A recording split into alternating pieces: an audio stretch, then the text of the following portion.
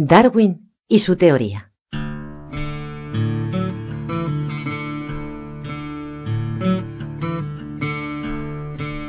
Hombre sin necesidades económicas, Charles Darwin vivió la actividad científica como una afición que nacía de su insaciable curiosidad. La observación de la naturaleza y la lectura de los textos de Lyell o Malthus le llevaron a formular la teoría que causó la mayor revolución del siglo XIX. Ramón Núñez, director del Museo Nacional de Ciencia y Tecnología, hace un repaso de la vida del científico en la revista Muy Interesante desde su canal en iVox.com.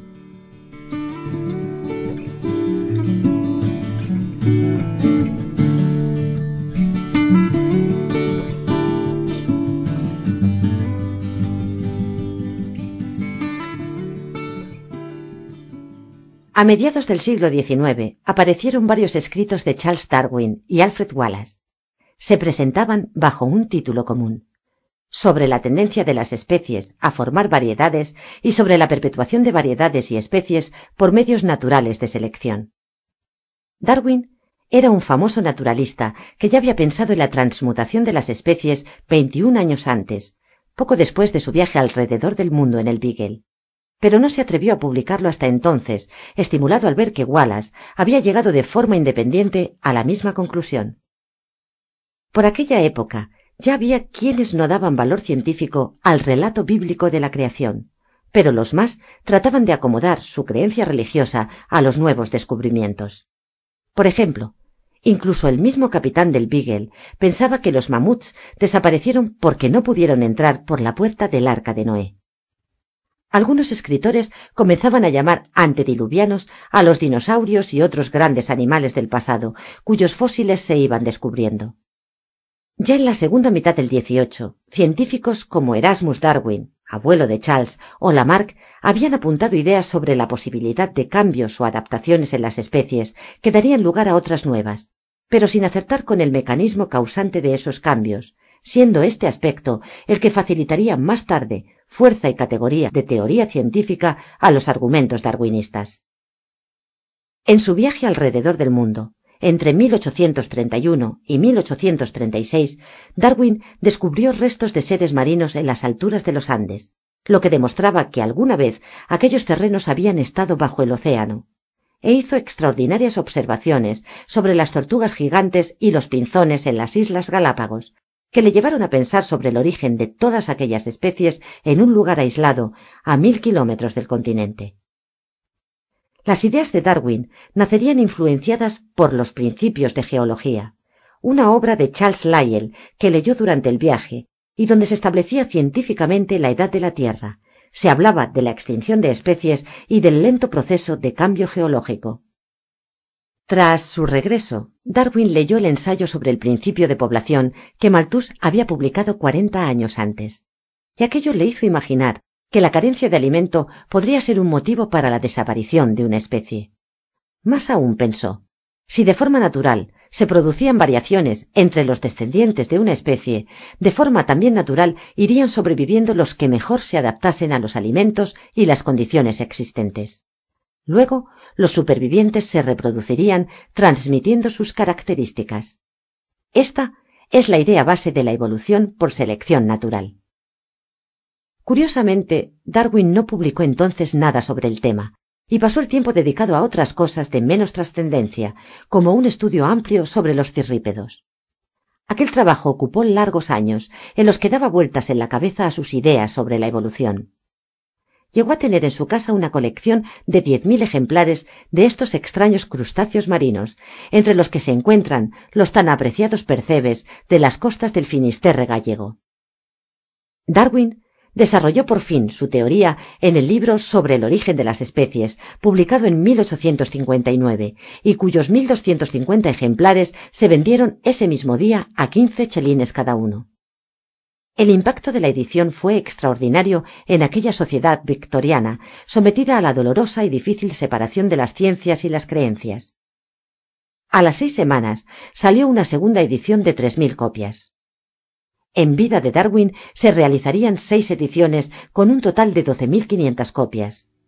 De haber sabido su éxito, quizá no se habría entretenido tanto tiempo estudiando los percebes.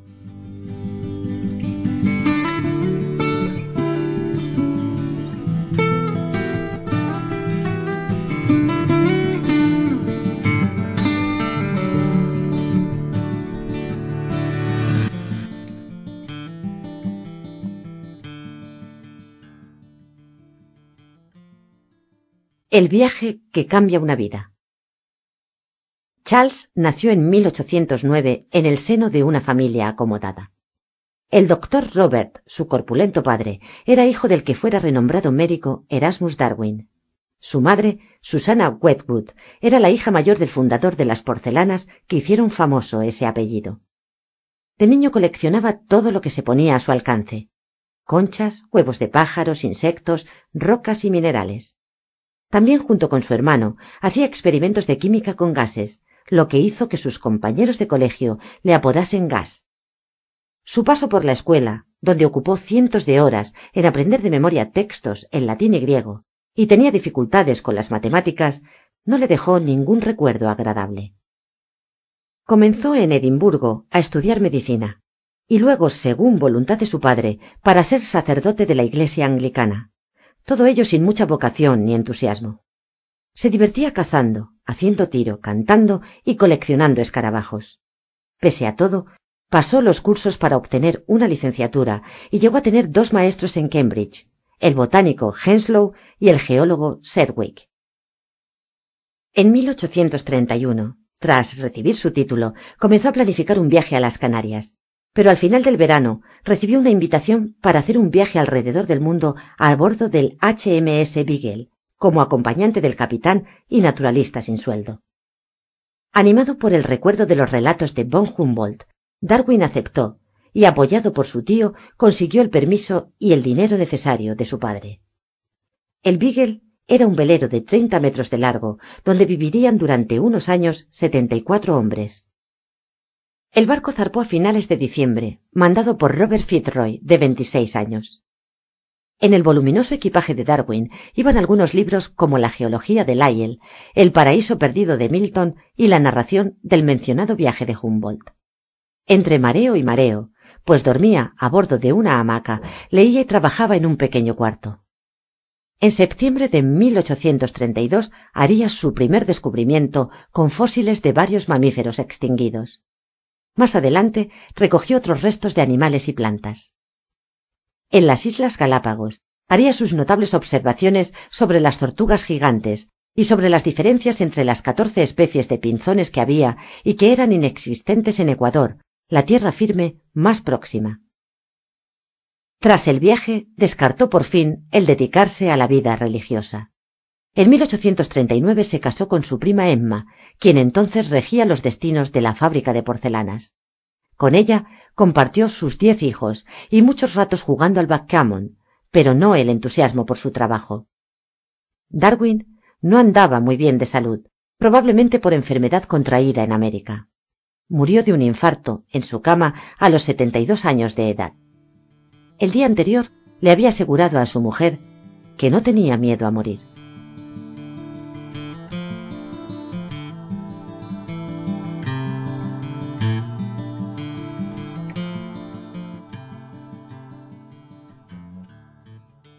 Evolución y extinciones. Por muy contundente que sea el término que define la teoría de Darwin, es decir, la palabra evolución, curiosamente no figura en todo el libro sobre el origen de las especies. Al menos en su primera versión. De hecho, Darwin lo utiliza poco en su vida y no aparece hasta la 6ª edición en 1872. A la hora de aclarar, debe comentarse también que muchas veces se trata de resumir la idea de la teoría hablando de la selección natural por la supervivencia del más apto, con una expresión que tampoco está en el libro de Darwin ni en el escrito de Wallace, sino que fue acuñada por el sociólogo Herbert Spencer en su obra Principios de Biología y que es poco afortunada. ¿Cómo podemos decir quién es el más apto, idóneo o capacitado? Es fácil deducir que solo lo sabremos después de que haya sucedido un cambio en el que puedan probarse las diferencias, y ello demostrará simplemente que aquel era más apto con ese cambio concreto. En realidad, no existe nadie que sea más apto en términos absolutos. Darwin utilizaba la expresión más apropiada de selección natural de las variaciones favorables. Reparemos en sus propias palabras. En el último capítulo del libro dice así: Ahora he resumido los factores y consideraciones que me han convencido por completo de que las especies han cambiado, y están cambiando todavía por conservación y acumulación de sucesivas y pequeñas variaciones favorables.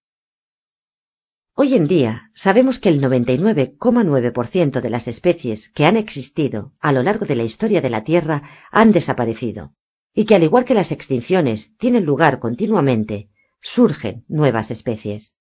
También sabemos que en el pasado hubo extinciones en masa, la mayor de las cuales tuvo lugar hace unos 240 millones de años, cuando desaparecieron el 96% de las especies que había.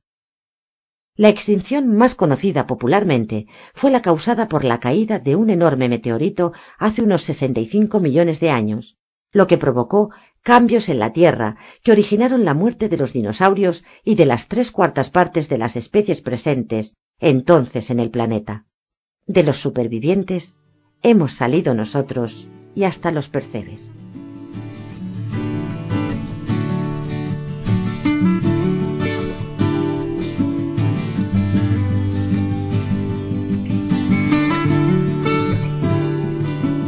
Recuerda que puedes encontrar más temas de interés en la propia revista Muy Interesante o en su canal dentro de iVoox.com. La música ha sido de Slim, ofrecida por Jamendo.